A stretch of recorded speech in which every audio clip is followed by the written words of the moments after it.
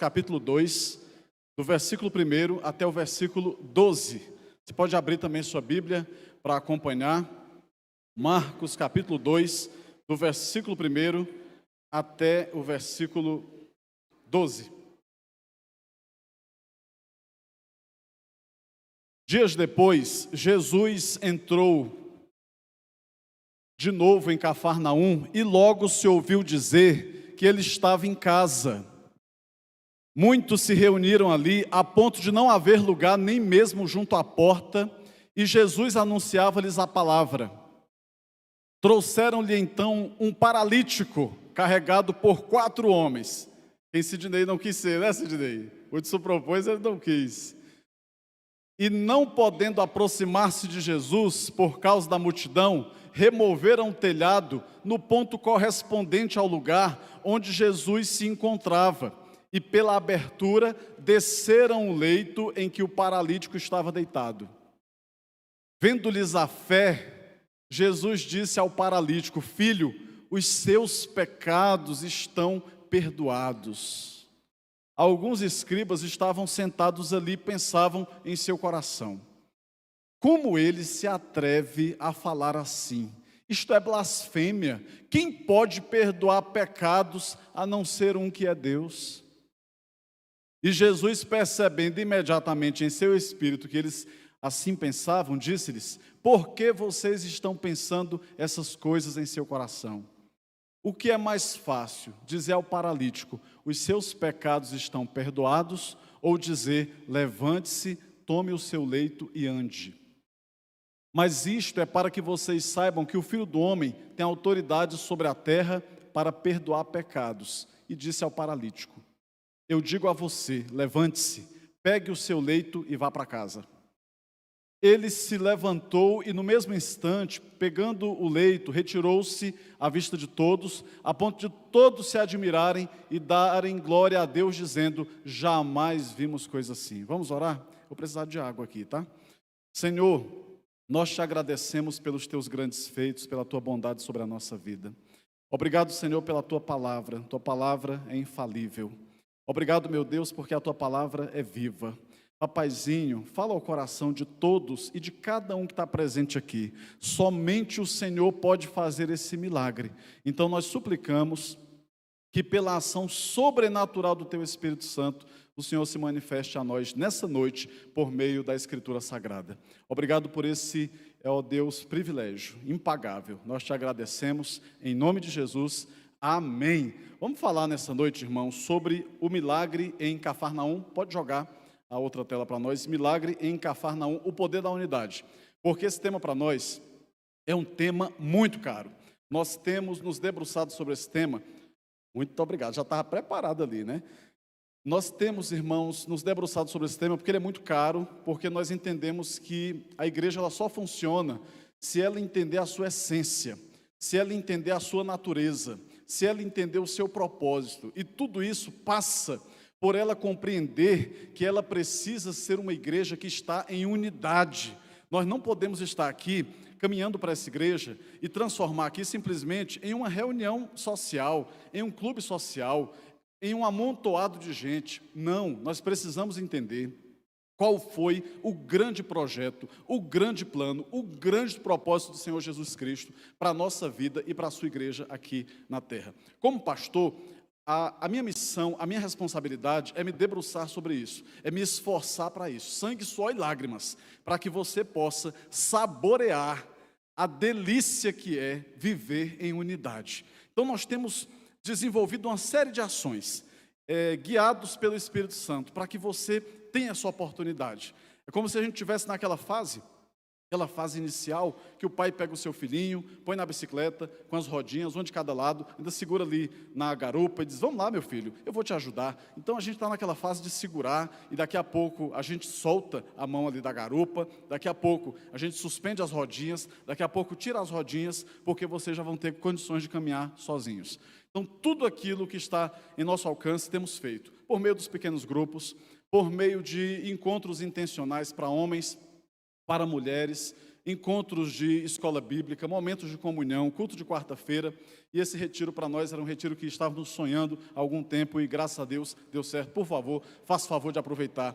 Por quê? Porque a unidade, ela tem um poder gigante na vida da igreja, e com a permissão do Senhor vamos falar sobre esse milagre em Cafarnaum, o poder da unidade, seguindo a trilha aí do texto bíblico. Pode passar. Olha, isso é para exemplificar, quem está em casa está vendo melhor, foi mais ou menos assim que aconteceu, né, Sid Davis? Você fugiu, meu irmão, da chance de representar no dia lá, foi mais ou menos assim, 4 amigos, amigos espirituais, amigos que não olham para o outro como um peso, mas que vão junto para poder carregar, às vezes aquilo que pode parecer um fardo, mas para levar a pessoa para perto de Jesus. Tenha na sua vida amigos espirituais. Você pode não ter uma mãe espiritual, um pai, um irmão, mas você precisa ter pelo menos amigos espirituais, né? Para que te conduzam à presença do Senhor. Pode passar. Irmãos, nós vamos falar sobre esse milagre em Cafarnaum e sobre o poder da unidade em 3 aspectos. O primeiro é que a unidade vence os obstáculos que impedem a ação de Deus. Quando você tem um grupo que está vivendo em unidade, quando você tem uma igreja que está vivendo em unidade, essa igreja é poderosa e ela tem todas as condições de vencer quaisquer obstáculos que impeçam a ação de Deus. Qualquer um, a unidade tem esse poder. Agora, se nós estivermos sem unidade, desunidos, desintegrados, sem nenhum tipo de comunhão bíblica, nós seremos uma igreja vulnerável, seremos uma igreja frágil e seremos uma igreja derrotada, facilmente vencida, se não formos uma igreja que vive em unidade. 4 homens, 4 amigos se juntaram e viram a manifestação do poder de Deus. Por quê? Porque trabalharam em unidade, vencendo os obstáculos. Que obstáculos eles tinham? Vamos ver alguns? Os obstáculos que havia ali para a unidade daqueles homens, mas que foram vencidos. O primeiro obstáculo que nós temos, pode passar, sem medo de ser feliz, era o obstáculo social, obstáculos sociais, obstáculos relacionais. Imagine, irmãos, não é como hoje. Hoje nós temos uma legislação, graças a Deus, avançada. Aqueles que possuem alguma deficiência, se eu estiver citando de maneira inadequada as expressões, me perdoem, mas elas vão ter uma preferência no ônibus, em filas e etc. No tempo de Jesus, não adiantava chegar e dizer assim, eu estou aqui, eu sou paralítico, e aqui tem muita gente, está um tumulto danado, e eu tenho o meu direito. Não tinha. Havia ali um grande empecilho, um grande impedimento social. Poderia haver uma grande barreira relacional. Irmãos, muita gente sucumbe, muita gente morre e padece porque está lutando sozinha. Ninguém foi projetado por Deus para lutar sozinho. Sozinho a gente pode até ter a impressão que está indo mais rápido, mas juntos a gente vai muito mais longe, não tenha nem dúvida disso. Quando nós estamos sozinhos, se tropeçarmos, nós não temos aonde escorar, nós não temos aonde segurar. Eu tenho pavor de água, eu já falei isso aqui, né? Eu não sei nadar. Aí minha mãe sempre dizia assim, a água não tem cabelo, a água não tem ramo para você agarrar. E quem está também correndo sozinho, se ela tropeçar, ela não tem em quem se agarrar. Essas pessoas, vira e mexe, estão caindo, estão tropeçando, a boca bate no chão, estão se machucando, elas estão ficando completamente impotentes e inutilizadas para a caminhada porque estão sendo derrotadas por estarem sozinhas. Obstáculos sociais. Aqueles homens tinham obstáculos sociais. Então, havia limitações, havia a limitação da multidão, limitações materiais para o deslocamento. Você já fez mudança de casa? É complicado, né? Já viu essas máquinas novas, pesadíssimas? Se levantar ali, tem que ser uns 3 homens, 4, para suspender. E você já fez mudança para apartamento, onde o móvel não cabe no elevador, subir as escadas? Quando eu vim para cá, a igreja me deu esse presente. Morava no 6º andar de um apartamento e tinha móvel nosso que não descia no elevador. A gente teve que fazer aquela dinâmica de descer pelas escadas. É complicado, é complexo, é pesado. É difícil. Então imaginem, eles tinham um homem pesado, provavelmente. Eles tinham que carregar aquele homem. Aí chegam lá, meu Deus, não acredito. A casa em que Jesus está, a casa está lotada, está saindo gente pelo ladrão, em tudo quanto é canto, não cabe ninguém. Tive uma ideia, o telhado aqui não é como o telhado de Braslândia, é aquele telhado feito com madeiras, talvez algumas folhagens, palhas, barro. Dá para a gente resolver isso aqui. Vamos abrir no suposto e possível local exato em que Jesus está. Boa ideia. Vamos chamar o guincho, o guindaste? Não tinha. Vamos ter que içar com a própria força motora, com o próprio braço para que te quero. Né? Nossas escadas aqui, elas não dão giro para todo tipo de móvel. Então, por exemplo, os quadros que tinham lá em cima, que subiram, que depois tivemos que descer, a gente teve que tirar as janelas para poder descer pelas cordas. Um trabalho de engenharia complexo, difícil, mas nosso pessoal é muito capacitado. Fizemos isso. Agora imaginem, subiu o homem já devia estar abatido, esmorecido, porque esse texto ele está descrito em Mateus, Marcos e Lucas. No texto de Marcos, Jesus usa uma expressão que não usou nos outros evangelhos. Jesus diz assim para ele, quando vai curá-lo: tem de bom ânimo. Jesus ele não tem uma fórmula pronta, abracadabra, sim, sim, salabim. Não, ele fala para cada caso, é um caso. E ele falou para aquele homem na descrição de Marcos: tem de bom ânimo. Com certeza era um homem profundamente abatido. Jesus o curou emocionalmente, psicologicamente. Imagine, um homem prostrado, não podia se locomover para nada. Aquilo com certeza travou a sua vida socialmente. De repente se relacionar, se casar com alguém, ter filhos, trabalhar, enfim, uma série de limitações. Então Jesus o cura por completo, vencendo obstáculos, barreiras sociais, barreiras relacionais que aquele homem enfrentava. Mas tem mais obstáculo. Nós temos também obstáculos, passa para a gente próximo, obstáculos materiais, que são esses que eu estou mencionando aqui para os irmãos. Obstáculos da própria locomoção, dificuldades técnicas que às vezes nós enfrentamos e que se tornam barreiras para que nós possamos viver a unidade, para que nós possamos viver a comunhão com os santos de Deus. Irmãos, pensa no povo para botar a banca, somos nós. Pensa no povo difícil, somos nós. A gente pode ter tudo na mão e mesmo assim a gente bota dificuldade para viver a unidade com os homens e com as mulheres de Deus, né?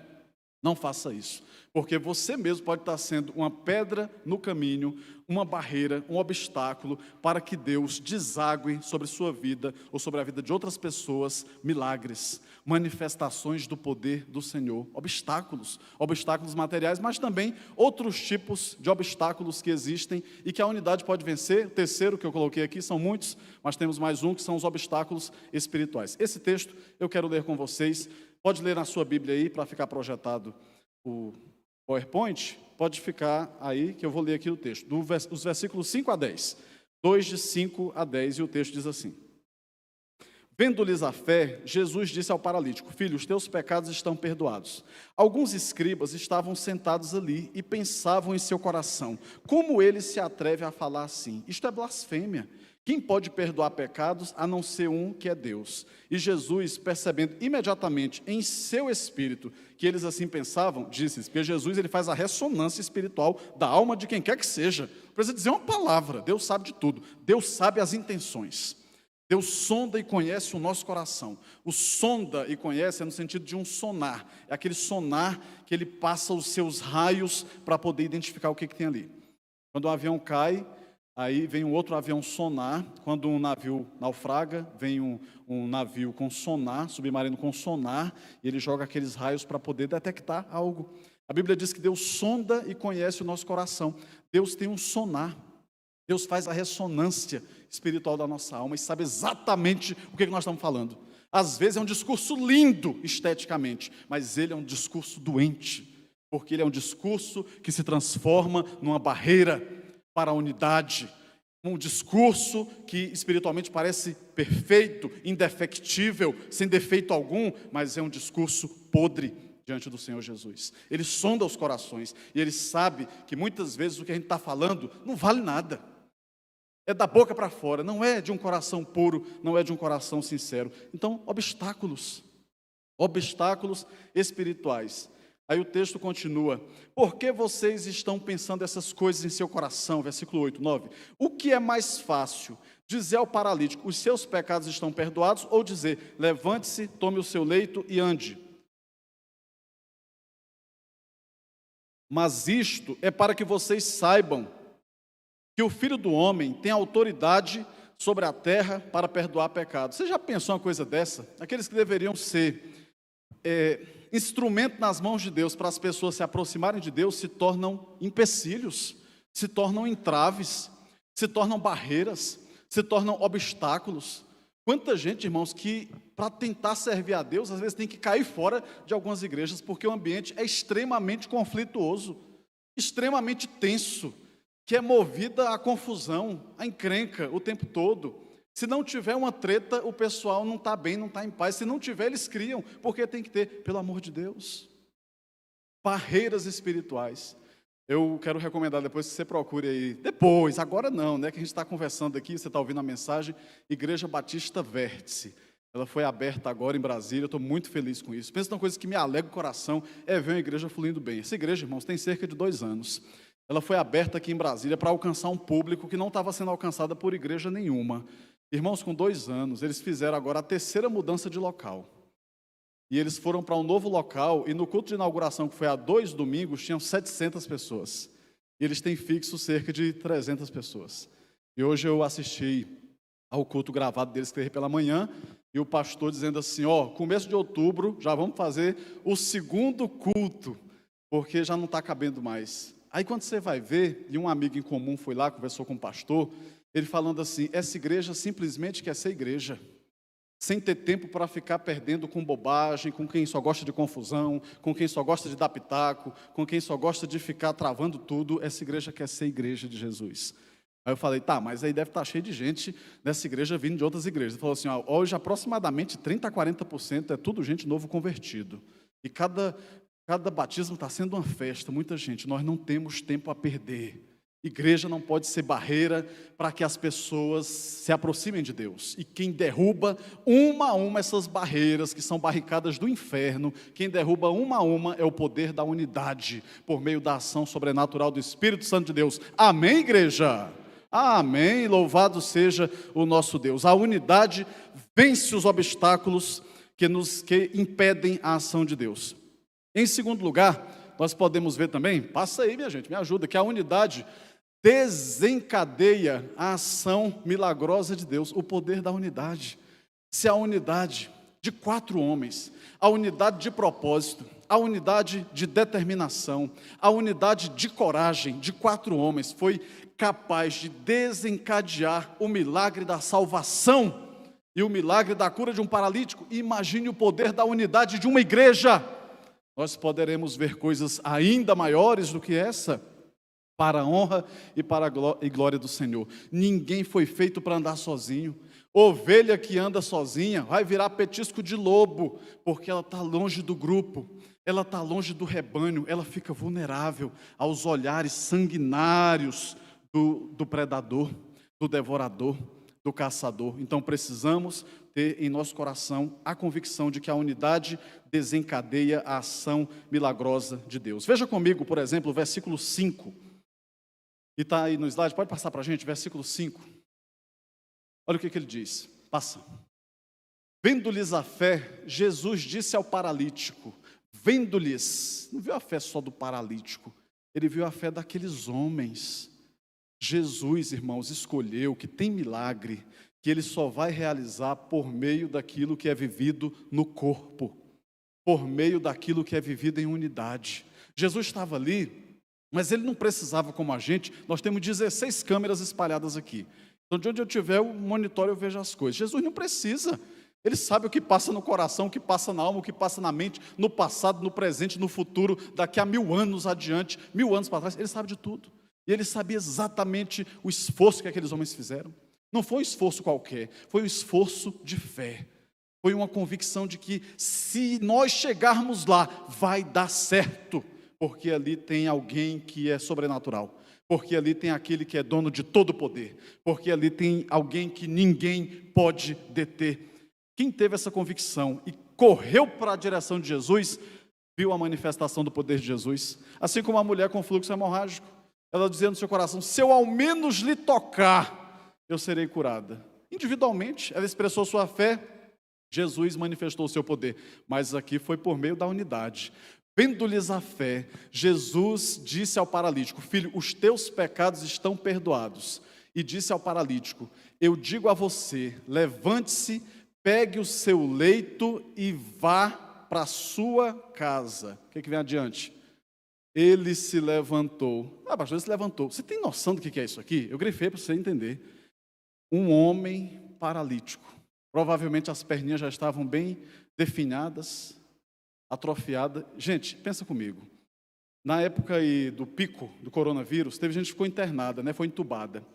Perdeu massa muscular e esse pessoal ficou extremamente fragilizado. E muitas dessas pessoas depois precisaram fazer uma série de terapêuticas, fisioterapia, para poder se recompor, para poder conseguir voltar a andar, com andador e com suporte, com ajuda, sessão e mais sessões de fisioterapia pulmonar, para poder se reabilitar. Jesus pega um homem paralítico e diz assim: levanta e anda. Ele se levanta e ele começa a andar, porque esse é um Deus que age como Ele quer, e ele se levantou, e no mesmo instante, pegando o seu leito, retirou-se à vista de todos. Dependia em tudo de todo mundo. De repente, num estalar de dedos, irmãos, num piscar de olhos, Deus muda tudo. O homem que precisava de suporte de todo lado, se fosse possível um levar, um tinha levado. 4 tiveram que se juntar para levar. Talvez era um homem pesado, né? Então, 4 homens se juntaram para poder levar aquele paralítico. 4 homens. Jesus olha para eles, para o coração, para a fé daqueles homens, e Jesus se sensibiliza com o poder daquela unidade, a unidade capaz de desencadear a ação milagrosa de Deus. Não subestime o poder da unidade. Irmãos, a coisa mais linda que eu acho é quando alguém diz assim para mim: eu queria te fazer um pedido de oração. Vocês que são minhas ovelhas, tudo bem, eu sou o pastor. Agora, tipo assim, uma pessoa de fora, quando eu estudava na faculdade de Direito, um colega do curso de Direito dizia assim: meu Deus, que honra, essa pessoa que não conhece minha rotina religiosa, pastoral, me viu como um homem de Deus. Um colega de trabalho, um familiar, um parente, um amigo, um vizinho, diz assim: por favor, eu queria que você orasse por mim, porque a pessoa vê em você alguém que tem fé. Então, acredite nisso, não leve essas lutas sozinho. Escolha alguém para orar com você, e quanto mais gente estiver orando com você e por você, melhor. Porque você será abençoado, Deus vai cuidar de você, Deus vai te carregar no colo, porque todo esse pessoal está unindo o coração em oração para orar por você e para poder te abençoar. Não fica sozinho, irmãos. Irmãos, eu acho que um dos maiores pecados, e como profeta de Deus eu tenho que denunciar de púlpito, um dos piores pecados da nossa terra, chamado Distrito Federal, se chama orgulho, em muitos sentidos. Inclusive o orgulho diabólico, que não nos dá coragem sequer de fazer um pedido de oração, porque nós não queremos nos expor. Pelo amor de Deus, repreenda esse espírito maligno em nome de Jesus. Você ganhou de Deus um presente que se chama Igreja de Jesus Cristo, que tem poder de ser usada por Deus para te abençoar e abençoar sua família. E às vezes por orgulho, por vaidade, por soberba, a gente tem medo de abrir o coração e dizer assim: esse aqui sou eu preciso de vocês, meus irmãos, eu preciso do teu amor, eu preciso ser curado pelo teu abraço, porque eu não fui feito por Deus para andar sozinho. É por isso que muita gente está sucumbindo. Talvez seja por isso que a gente está tendo recorde de feminicídio. Talvez é por isso que nós estamos tendo recorde de divórcio, porque nós não temos coragem de viver e conviver. A gente não foi feito só para viver, a gente foi feito para conviver. Nós fomos feitos para andarmos juntos, porque esse é o projeto de Deus. E quando a gente topa fazer e viver isso aqui na prática, Deus desencadeia milagres sobrenaturais sobre a nossa vida. É tão gostoso pertencer a uma igreja. Irmãos, cada dia que passa, meu amor por essa igreja aumenta, meu respeito por essa igreja aumenta. Eu oro várias vezes, eu digo assim: Senhor, muito obrigado pelo privilégio de ser pastor de uma igreja tão linda. Às vezes era aquela igrejinha que estava assim acanhada, porque estava tão feridinha por tantas coisas, pela ação do tempo, por injustiças, mas eu cheguei e disse assim: ei menina, levanta teu semblante, você é linda, você tem um semblante lindo, você é noiva de Jesus Cristo, você tem uma beleza que não pode ser ofuscada por nada, porque você foi escolhida por Jesus. Essa é a igreja de Jesus.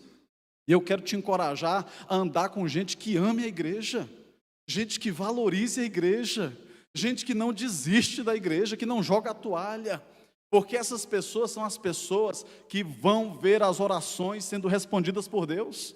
São essas pessoas que foram semeando com lágrimas, mas que vão voltar colhendo os frutos e feixes com alegria e dizendo: louvado seja Deus, que não rejeitou a nossa oração. Louvado seja Deus, que não nos deixou desanimar. Eu quero honrar a todos vocês que não deixaram a peteca cair em momento algum, que não jogaram a toalha, que não abandonaram o ringue, mas disseram assim: essa igreja aqui é a minha igreja. E eu amo a minha igreja, e eu não abro mão da minha igreja, porque essa igreja é linda, porque ela é a igreja de Jesus Cristo. Você vai colher frutos. Eu fico tão feliz, irmãos, quando eu vejo cada um de vocês colhendo frutos espirituais, quando eu vejo cada familiar seu reconciliando-se com Jesus, filhos, netos, cônjuges. Eu oro a Deus pela conversão de todos os cônjuges, de todas as pessoas que têm marido e esposa que não é crente. Só que às vezes tem gente que é crente que nem o próprio crente vem para a igreja. Como é que o marido, a esposa vai converter? É difícil, é muito complicado. Você precisa amar a unidade, porque quando ama a unidade, e aí eu honro a irmã Eliane Bahia, eu falei: Eliane, que coisa linda, você fez algo que eu não teria coragem de fazer. Eu não sei se eu teria essa força e coragem para sair lá da estrada de Anápolis, 2 da manhã, para vir em Braslândia, 50 quilômetros quase, para depois 6 da manhã ir de novo. Tem coisa, irmãos, que a lógica não explica, somente o amor, somente a unidade, o poder dessa unidade que nos faz desejar cada vez mais e mais estar e viver tudo isso. Não se esqueça, a unidade desencadeia a ação milagrosa de Deus. E por último, a unidade glorifica a Deus e o torna conhecido. A unidade glorifica a Deus e o torna conhecido. Irmãos, qual é o propósito da nossa existência? Por que nós fomos criados? Eu fui criado porque o banco de servidores do GDF precisa de gente para o compor. Não, eu fui criado porque o governo federal precisa de servidores. Não, eu fui criado porque a minha empresa precisa. Não, eu e você fomos criados para a glória de Deus. Esse é o propósito principal, o primeiro e último da nossa existência. Fomos criados para a glória de Deus. E nós glorificamos a Deus quando estamos vivendo em unidade. E quando vivemos em unidade, Deus se torna conhecido. Foi o que Jesus falou. Nisto, todos conhecerão que vocês são meus discípulos. Quando o quê? Vocês tiverem o quê? O prédio mais suntuoso dessa cidade. Não. Quando a conta bancária da igreja estiver abarrotada de dinheiro. Não. Todos conhecerão que vocês são meus discípulos. Quando o quê? Vocês se amarem uns aos outros. Quando vos amardes uns aos outros. É aí que a igreja vai se tornar relevante. A gente quer se tornar relevante por meios artificiais, por meios secundários que são legítimos, mas que são secundários. O meio primordial e primário pelo qual devemos ser conhecidos é como uma igreja de gente que se ama e que se preocupa um com o outro, e que não é um amor dos dentes para fora, mas é um amor do coração, de verdade, que você é capaz de apalpar aquele amor, porque ele está sendo diariamente materializado na sua vida e na vida de quem você ama. Eu já denunciei para vocês que eu fui em alguns sepultamentos aqui, e eu vi gente da igreja praticamente chorando sozinho os seus mortos. Isso é muito triste. Eu disse: Deus me defenda, mas se eu fosse enterrar um familiar meu e se eu fosse chorar sozinho meus mortos, no outro dia eu arrumava minha mala e ia embora, porque não é um lugar para eu viver. Não é um lugar de confiança. A gente não veio para cá, irmão, para uma brincadeira, né? Como eu falei para vocês, a pessoa, falei na classe de integração, como eu, que fez a esposa abrir mão do segundo concurso público efetivo, abrindo mão de tudo para vir para cá. A pessoa dessa não veio para brincar. Então eu vim dando o meu corpo, minha alma, meu sangue, meu suor, minha vida, provando por todos os lados, de todas as maneiras, que isso aqui tem que ser amor e tem que valer a pena, e o que eu estou fazendo é pouco ainda. Então eu digo: não, pelo amor de Deus, não tem condições. E eu falei sobre isso quando Luísa foi nascer, nasceu na maternidade de Brasília. E aí foi diferente do que eu tinha visto do nascimento de Liz. O nascimento de Liz estava marcado para 5 da manhã, 4 da manhã tinha uma ovelha minha lá no hospital, maternidade de saúde da criança, em Belém. Aí Luísa foi nascer aqui, era tarde, e nasceu, e eu disse, deixa eu me preparar para receber as multidões que já estão ali à porta. Eu disse, que negócio é esse? Não, pastor, nosso costume, repreenda esse costume em nome de Jesus. Porque se a gente não prestar para estar vivendo na alegria e no choro a vida dos irmãos, a gente não é igreja. É clube social, tem que viver. Eu falo direto, irmãos, eu vejo, a gente está saindo pouco ainda. Eu quero ver os casais saindo junto da igreja, saindo junto os casais, para comer pizza, para jantar, para almoçar. Que bom que a turma está começando, né? Montar chácara, piscina, está surgindo um monte de piscina aí de irmãos da igreja. Glória a Deus por isso.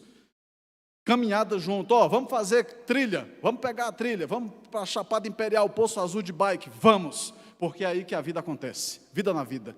Se você vier aqui igual um beija-flor, só pingando, domingo após domingo, você não vai saber o que é unidade. E se a sua vida cristã se restringe às celebrações dessas igrejas dominicais, você está cortando mais da metade a possibilidade de viver como igreja do Senhor. Vá e entre de cabeça, de coração. Pastor, já fui muito ferido. Quem não foi? Você acha que é o alecrim dourado que nasceu no campo sem ser semeado? Todo mundo já foi ferido, todo mundo já foi magoado, todo mundo já foi desapontado, todo mundo já foi traído de alguma forma. E aí, o que a gente vai fazer? Ficar o luto a vida inteira? Não. A gente tem que fazer aquilo, irmãos, que Davi fez, rei Davi fez. Cometeu um pecado, Deus o puniu, seu primeiro filho, com Batseba, morreu. Ele foi para o quarto e ele ficou alguns dias chorando. Mas chega um momento que ele lava o rosto e volta para a vida. E começa uma nova história. É o que nós temos que fazer. Fomos feridos? Fomos. Irmãos, pelas coisas que a gente já passou, pelas crocodilagens que eu, por exemplo, já passei, eu jamais seria homem para pastorear de novo. E aí, eu tinha uma escolha, dizia assim, eu continuo ouvindo a voz de Jesus, olhando para a Escritura e caminhando, ou eu me entrego a isso aqui. Ou eu me torno refém e prisioneiro da minha dor. Ou eu decido caminhar com Jesus e dizer, vamos avançar. Hoje eu compartilhei com a classe de novos membros. Eu tinha sofrido um acidente de ônibus e o trauma foi muito forte. De madrugada eu acordei com uma porrada lá do ônibus batendo num trator carregado de tora de madeira. Eu estava de cinto, eu sempre uso cinto, e bateu forte, parece que ia rasgar o abdômen. E a gente saiu ali e tal, enfim, já contei essa história para vocês, eu quero chegar no outro ponto. No outro dia, eu ia ter que fazer uma outra viagem, saindo de Belém do Pará para Vitória no Espírito Santo. Você tem noção que viagem é essa? E de volta, irmão, nessa brincadeira, a gente passou por São Paulo e Rio de Janeiro, foram quase 7.000 quilômetros. Eu não tive tempo nem para viver o trauma. Por quê? Eu tive que enfrentar, estava tudo pago. Eu era presidente da Juventude Batista do Pará, eu tinha que ir, eu fui. No primeiro dia eu estava tremendo dentro do ônibus. Eu disse, gente, eu estou tremendo aqui. Eu estou tremendo, porque eu estou assim meio nervoso. Porque quando eu fecho os olhos, eu vejo de novo aquela cena do ônibus batendo. E eu acordo com aquele pessoal gritando e vejo gente ensanguentada, mas no segundo dia eu estava curado. Eu não estou banalizando o trauma, eu não estou banalizando questões psicológicas, psiquiátricas, mas eu estou falando assim, existe tempo para tudo, como diz Eclesiastes 3, inclusive para a gente ficar triste, desapontado, desestimulado, para a gente chorar, mas tem um momento que você tem que enxugar as lágrimas, tem que lavar o rosto e tem que voltar para a vida, porque a sua vida tem que continuar, a vida não pode parar. Irmãos, Deus botou no meu coração, enquanto fazia essa mensagem, um desejo tão forte da gente ir atrás das ovelhas de Jesus que estão desgarradas nessa cidade. Nós não temos mais um segundo a perder. Eu quero lhe encorajar em nome de Jesus, no poder e na autoridade que há no nome de Jesus eu te peço. Descubra quem é o paralítico que você vai ter que ir atrás. Alguém que não está tendo forças para se reaproximar de Jesus. Em nome de Jesus, assuma o compromisso de nessa semana, você vai trazer, nem que seja nas costas, você vai trazer essa pessoa para a igreja em nome de Jesus. Amém? Amém? Amém, pois tem que cumprir mesmo. Você está prometendo diante de Deus que vai. Descubra a pessoa, porque tem gente que não tem condições de chegar. Está tão fraca, está tão abatida, está tão envergonhada que não consegue se reaproximar. E pode dizer para ela, seu lugar está lá na igreja, tem lugar para você, ali é o teu lugar e eu vim te buscar porque eu sou um amigo espiritual e um amigo espiritual leva o outro para perto de Jesus. E é por isso que eu estou aqui.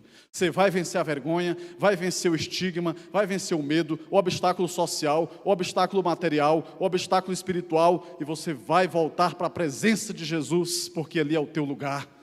E você vai ser o canal usado por Deus, o instrumento nas mãos de Deus para essa pessoa voltar para a presença de Jesus. Não fique na passividade, não. Vá atrás. Sabe por quê? Porque a gente fazendo isso aqui, Deus é glorificado e Deus se torna conhecido. Se não, veja o texto aí. O que diz o texto? E ele se levantou e no mesmo instante, pegando o leito, retirou-se à vista de todos, a ponto de todos se admirarem e fazerem o quê? Darem glória a Deus. Pode repetir comigo a parte em vermelho? A ponto de todos...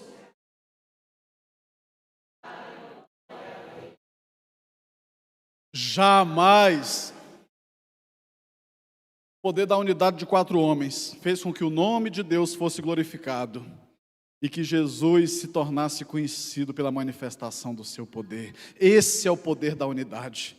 As pessoas dizem assim, nós nunca tínhamos visto isso aqui. Pastor, para aí, né, pastor? Braslândia tem 90 anos, aqui já aconteceu tudo e um pouco mais. Você está enganado, porque Deus é Deus, capaz e poderoso para fazer até coisas inéditas em nosso meio. Deus pode fazer na minha vida, Deus pode fazer na tua vida, Deus pode fazer em tua família coisas inéditas, inacreditáveis, porque Ele é Deus. Creia no poder de Jesus Cristo, creia no poder da unidade da igreja e se coloque diante do Senhor dizendo assim, Senhor, essa mensagem é para mim, essa mensagem é para o meu coração e eu quero, papaizinho, fazer de tudo que eu puder, tudo que tiver ao meu alcance e além, para que essa igreja viva em unidade e para que eu possa viver a unidade com essa igreja para a glória de Deus, em nome de Jesus, amém. Vamos orar por isso aqui agora então? Papaizinho, muito obrigado, papai, pela tua palavra e porque o Senhor fala através da tua palavra. Obrigado por essa oportunidade de ouvirmos a tua voz tão limpa,